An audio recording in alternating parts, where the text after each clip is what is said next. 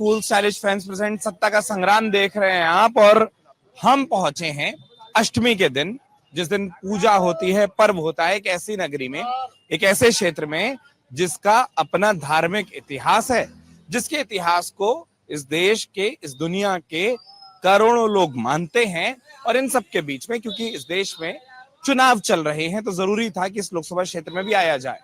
मैं मथुरा में हूं। मथुरा लोकसभा क्षेत्र एक ऐसा लोकसभा क्षेत्र जो सुर्खियां खूब बटोरता है, जिसकी बात खूब होती है, जिसकी चर्चा खूब होती है।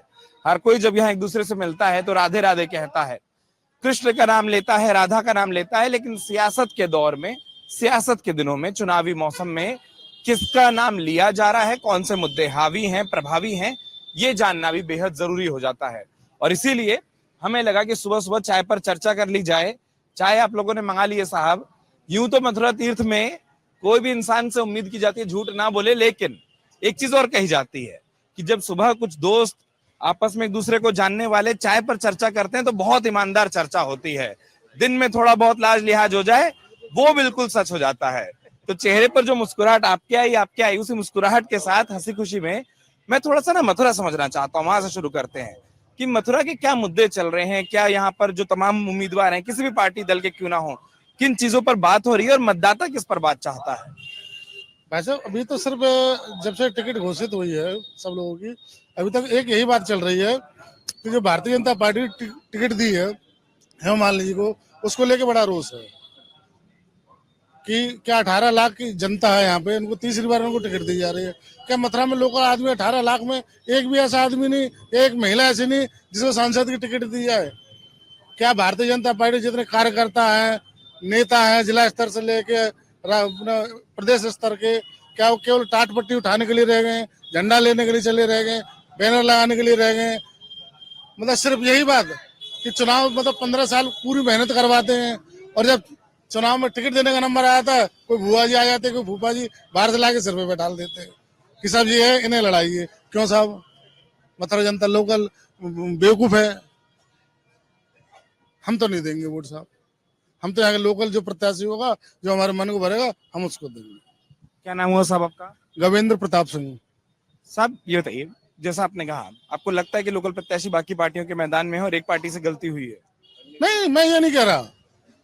मैं ये नहीं कह रहा कौन जीतेगा कौन हारेगा। हिमालय जीते 5 लाख वोट से, 8 लाख वोट से जीत सकती है, लेकिन उसमें एक वोट मेरा नहीं होगा। बस मैं ये जानता हूँ। मैं दूंगा, किसी भी लोकल को दूंगा, मैं बाहर के प्रत्याशी को नहीं देना चाहता। हाँ, बीजेपी से कोई लोकल प्रत्याशी खड़ा होता मैं उसको दे देता, बाहर वाले को नहीं दूंगा। मैं इस पर ना थोड़ा सा फिर लौटता हूँ। अब इन्होंने कह दिया कि नेताओं से पूछिए, और लोगों ने ये भी परिचय करा दिया मेरा इस चर्चा को शुरू करने से पहले कि भाई आप इन सबके प्रिय भी हैं और इन सबके नेता भी हैं। क्या ये बात सच है कि भारतीय जनता पार्टी में, या जैसा ये कह रहे हैं, बाहरी बनाम गैर बाहरी या स्थानीय का कोई मुद्दा हावी है मथुरा में? सबसे पहले मैं आपके चैनल के माध्यम से बता देना चाहता हूँ, हेमा जी बाहरी नहीं है। हेमा जी हमारी तीसरी बार चुनाव लड़ रही हैं और चुनाव से पहले भी हेमा जी का अपना आवाज़ था। हेमा जी मथुरा आती थी, मथुरा के लोगों से बड़ा स्नेह था और मथुरा में उनका आवाज़ है। वो यहाँ एक महीने रुक के जाया करती थी। उन्होंने पार्टी में काम किया, तभी हमारे केंद्रीय नेतृत्व ने उनको यहाँ पार्टी का प्रत्याशी बनाया पहली बार 14 में। जब वो 14 में प्रत्याशी बनी तो उनको भारी बहुमत से जिताया गया। फिर 19 में चुनाव लड़ी और 19 के चुनाव के बाद में अब ये 24 का चुनाव है, इसमें उससे भी ज़्यादा भारी बहुमत से उनको जिताया जाएगा। इसका रीजन है, आदरणीय हेमा जी एक तो बहुत अच्छी पढ़ी लिखी हैं, दूसरा पार्टी का कुशल नेतृत्व करती हैं और मथुरा का जो आज नाम है, मथुरा में आज जो छवि प्राप्त हुई है, उसमें हेमा जी का भी बहुत बड़ा योगदान है। वैसे तो 3 लोग से न्यारी मथुरा सब जानते हैं, धार्मिक स्थल है हमारा, लेकिन हेमा जी ने इतना बड़ा विश्व पटल में काम किया है। यहाँ हमारे आप मथुरा जंक्शन रेलवे स्टेशन को जाकर देखिए, पहले की बनस्पत आप देखेंगे तो 4 गुना ज्यादा अच्छा काम हुआ है। हमारा जो भी स्टेशन है रेलवे का, सभी स्टेशनों में बहुत काम हुआ है। हमारी जो 84 कोस की परिक्रमा है, परिक्रमा में काम हुआ है। हमारे घाटों, जो हमारे यमुना घाट हैं, वहां उनका उद्धार हुआ है। हेमा जी ने बहुत काम किया है और उससे भी बड़ा, जो हमारे ब्रज के कलाकारों की आवाज ब्रज में ही दबके रह जाया करती थी, उसके लिए बहुत बड़ा काम किया। आज हमारे छोटे छोटे कलाकार फिल्मी दुनिया में हैं। अगर आप ये वीडियो YouTube पर देख रहे हैं तो हमारे चैनल को सब्सक्राइब करें और बेल आइकन को दबाना ना भूलें। अगर आप Facebook पर ये वीडियो देख रहे हैं तो हमारे पेज को लाइक करें।